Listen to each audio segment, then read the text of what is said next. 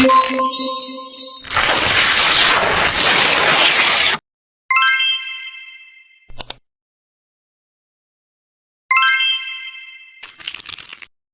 sejahtera bagi kita semua.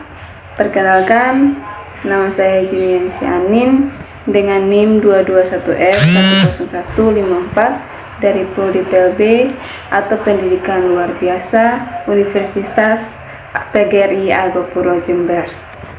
Dengan tujuan saya membuat video ini adalah salah satu dari tugas atau UAS yang saya dari dosen pengampu, yaitu Bunda Taktik.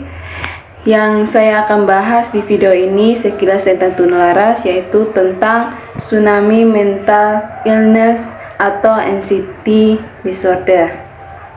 Adapun definisinya, di Indonesia anak remaja mengalami tsunami mental atau mental illness, yaitu 70-75% mengalami anxiety, mengalami depresi, dan mengalami PTSD atau post trauma stress disorder, dan self harm atau menyakiti diri sendiri. Self injury, cutting, self destructive adalah orang yang kesulitan melampiaskan emosinya atau unek-uneknya sehingga memilih agresif ke dalam atau menyayat dan memukul, ingin menghasilkan sebuah rasa, yaitu rasa yang menghasilkan kelegaan karena bisa melepaskan emosinya. Anxiety adalah respon normal kecemasan supaya kita mampu merespon dalam situasi atau tantangan yang kita hadapi. Anxiety adalah respon normal, yaitu mengendalikan atau mengurangi rasa stres dalam menghadapi tantangan yang kita hadapi. Namun, ada situasi yang mana tidak bisa merespon dan tidak mampu mengendalikan tantangan atau ancaman, sehingga menimbulkan kecemasan yang berlanjutan dan mengganggu keseharian, yaitu sekolah maupun pekerjaan. Disorder atau gangguan pada keseharian kita, yaitu pekerjaan, sekolah, tidur, makan, dan berelasi dengan orang lain. Adapun gejala anxiety disorder. Gejala awal anxiety disorder yang dirasakan penderitanya adalah perasaan gugup hingga jantung berdegup kencang. Kemudian tubuh dan pikiran kita sulit untuk mengendalikan emosi saat menghadapi suatu objek. Ketakutan dan kekhawatiran itu bisa membuat kita untuk memiliki serangan panik. Berikut adalah gejala umum dari anxiety disorder. 1. Kecemasan yang sulit dikontrol. 2. Gelisah dan panik. 3. Kelelahan akan tetapi sulit tidur. Yang ketiga, kelelahan akan tetapi sulit tidur. Keempat, sulit berkonsentrasi. 5. Mudah marah dan terpancing emosi. 6. Rasa sakit dan nyeri pada tubuh. 7. Otot tegang, mual, mulut kering. 8. Tangan dan kaki kesemutan serta berkering. 7. Meningkat dan melakukan perenungan tiada henti. Penyebab anxiety disorder. Gangguan mental yang berdampak pada kekhawatiran berlebih ini disebabkan oleh beberapa faktor seperti berikut. Pertama, genetik yang diturunkan dari keluarga. 2. Hormon yang terlepas dalam otak sehingga meningkatkan denyut nadi dan pernapasan. 3. Lingkungan yang memicu stres dan membuat ketakutan, seperti lokasi di mana terjadi pelecehan, kekerasan, dan kematian. 4. Penyalahgunaan obat-obatan. 5. Mengonsumsi kafein yang berdampak pada kerja jantung. Kondisi medis yang tidak stabil seperti pada organ jantung, paru-paru, dan tiroid. Adapun penyebab dibagi menjadi dua, yaitu internal dan eksternal. Yang pertama adalah internal. 1. Penyebab stres. Kita memiliki bagian penting otak amigdala, hipokampus, dan sistem limbik dan sebagainya, yang merupakan pusat otak pengatur perilaku dan emosi seseorang, di mana zat serotonin dan adrenalin harus diseimbangkan. Yang kedua, keturunan. Ayah, ibu yang memiliki gangguan kecemasan memiliki 5 kali menurunkan gangguan kecemasan pada anak. Yang ketiga, temperamen, yaitu pencemas dan ragu-ragu. Yang keempat, penyakit fisik kronis, epilepsi, gondok, dan jantung. Yang kedua, eksternal. Yang pertama adalah orang yang mengalami trauma, kekerasan fisik dan seksual, atau bully akibat perundungan, perpisahan dengan orang tua atau TKW, dan perceraian. Yang kedua, pola asuh orang tua, otoriter. Semua diatur sehingga anak tidak diberi kebebasan atau kebijakan memilih tanpa orang tua yang membiarkan. Jika anak tidak tahu mana yang baik dan buruk, atau anaknya remaja dianggap sebagai anak kecil. Anak mengambil nilai-nilai dari orang tua sehingga anak kurang percaya diri, pemarah, pemalu, atau bersembunyi di balik punggung orang tua. Yang ketiga adalah gangguan perpisahan dengan orang tua, seperti anak kecil atau sudah dewasa tapi masih mengumpul. Keempat, relasi keluarga yang kurang harmonis. Para peneliti menyimpulkan jika penyebab gangguan kecemasan berasal dari otak yang membentuk respon rasa takut melalui ingatan dan memori dari objek yang pernah dirasakan. Dan kita akan berlanjut pada yang ketiga, pada 3 macam pengobatan anxiety disorder. Anxiety disorder bisa disembuhkan dengan pengobatan yang rutin dan konsisten. Untuk itu, terdapat 3 macam pengobatan untuk penyembuhan gangguan kecemasan ini. Yang pertama adalah psikoterapi. Psikoterapi adalah langkah penyembuhan berupa konseling rutin ke psikolog atau psikiater agar pasien dapat mengelola emosinya dalam kehidupan sehari-hari dari kecemasan berlebihan. Pengobatan ini terdiri dari kognitif behavioral terapi dan exposure terapi. A adalah kognitif behavioral terapi, yaitu terapi untuk pasien gangguan kecemasan agar mereka dapat mengenal dan mengendalikan pola pikir serta perilaku yang mengarah pada ketakutan berlebihan.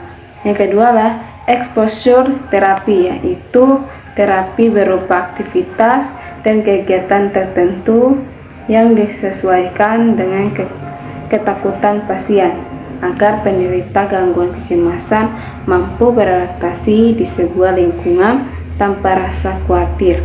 Model terapi ini cocok untuk gangguan lebih lanjut seperti fobia dan post-traumatic stress disorder. Kedua adalah terapi pendukung. Pengobatan alternatif ini berfungsi untuk mengelola stres dan mengobati kecemasan. Aktivitas pendukungnya adalah yoga, meditasi, hingga membuat strategi untuk hidup secara mindfulness. 3. Pengobatan medis. Obat-obatan yang direkomendasikan oleh dokter spesialis jiwa bukan berfokus untuk penyembuhan anxiety disorder, tetapi untuk memperbaiki gejalanya. Obat-obatan yang biasa digunakan adalah sebagai berikut: benzodiazepine, antidepresan, dan beta blocker.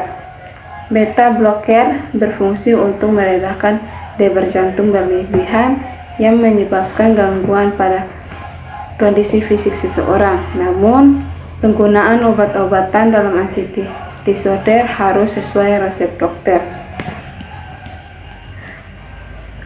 Ada beberapa jenis anxiety disorder, yaitu pertama, agoraphobia.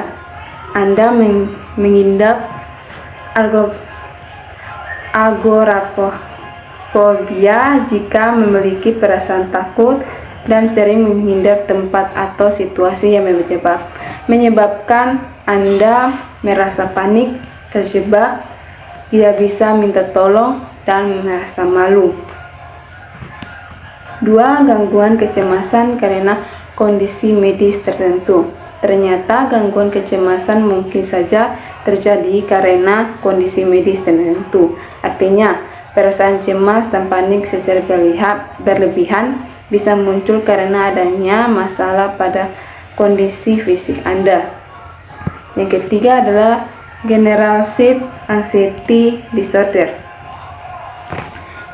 Jenis berikutnya disebut dengan generalized anxiety disorder, yaitu kecemasan kronis yang ditandai dengan rasa khawatir dan tegang yang berlebihan. Jenis gangguan kecemasan ini berlangsung secara terus-menerus dan cenderung tidak terkendali.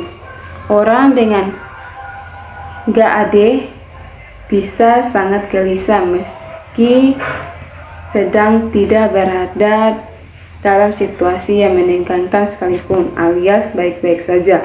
Rasa khawatir dan tegang yang berlebihan terkadang juga disertai dengan gejala fisik seperti gelisah, sulit berkonsentrasi, dan bahkan kesulitan tidur atau insomnia. 4. Gangguan panik atau panic disorder. Tidak seperti kecemasan biasa, gangguan panik bisa muncul secara tiba-tiba dan berulang kali tanpa adanya alasan yang jelas. Seseorang yang mengalami kondisi ini umumnya juga menunjukkan gejala fisik seperti keluar keringat berlebihan, nyeri dada, sakit kepala, napas memburu, dan detak jantung yang tidak beraturan. Banyak orang sering menganggap berbagai gejala tersebut sebagai serangan jantung. Gangguan panik ini bisa ditandai dengan munculnya serangan panik seperti di atas. Serangan panik bisa dialami kapan dan di mana saja. Beberapa orang mungkin akan mengalami serangan panik hanya dalam hitungan menit, sementara lainnya bisa mengalami hingga berjam-jam. Kelima, selektif motif. Gangguan kecemasan yang satu ini ditandai dengan anak yang tidak bisa berbicara pada kondisi atau situasi tertentu. Contohnya, anak mendadak tidak bisa berbicara saat sedang di sekolah, padahal anak di rumah atau di tempat lain. Anak tidak memiliki masalah dalam berbicara. Jika tidak segera diatasi, kondisi ini bisa mempengaruhi aktivitasnya di sekolah. Bahkan saat anak beranjak dewasa, Bisa jadi masalah ini akan muncul di tempat kerja atau di kondisi-kondisi lainnya saat ia harus berkomunikasi dengan orang lain. 6. Gangguan kecemasan terpisah. Jenis yang satu ini biasanya dialami oleh anak-anak pada masa tumbuh kembangnya. Biasanya kondisi ini disebabkan perpisahan yang terjadi antara sang anak dengan orang tua atau figur pengganti orang tua di sekitarnya. 7. Gangguan kecemasan sosial atau social anxiety disorder. Social anxiety disorder alias kecemasan sosial adalah rasa ketakutan ekstrim yang muncul ketika berada di tengah-tengah banyak orang. Gugup ketika bertemu orang lain, terutama orang asing atau orang yang cukup penting. Itu wajar saja. Namun, ketika Anda selalu merasa gugup, bahkan takut berada di lingkungan baru sampai berkeringat dan merasa mual, Anda mungkin mengalami kecemasan sosial. Berbeda dengan rasa malu atau gugup yang umumnya hanya berlangsung sementara, kondisi ini justru berlangsung terus-menerus dalam waktu yang lama. Sumber penyebab dari kecemasan sosial adalah rasa takut yang akan diamati, dihakimi, atau dinilai di depan orang lain. Gangguan kecemasan sosial adalah satu jenis dari fobia kompleks. Jenis fobia tersebut memiliki dampak merusak bahkan sampai melumpuhkan kehidupan penderitanya. Pasalnya, gangguan ini dapat mempengaruhi kepercayaan dan harga diri seseorang, mengganggu hubungan dan kinerja di tempat kerja atau di sekolah. 8. Fobia spesifik. Fobia spesifik juga termasuk dalam jenis anxiety disorder. Kondisi ini merupakan ketakutan yang berlebihan dan terus-terusan terhadap suatu objek, situasi, atau aktivitas tertentu yang umumnya tidak berbahaya. Contohnya, fobia badut, fobia laba-laba, fobia ketinggian, balon, jarum, darah, dan lain sebagainya. Orang dengan kondisi ini tahu bahwa ketakutan yang mereka alami berlebihan, tetapi mereka tidak bisa mengatasinya. Sekian dari beberapa penjelasan saya tentang tularas yang tertuju pada anxiety disorder. Jika ada salah kata atau kekurangan, saya mohon maaf. Salam sejahtera bagi kita semua.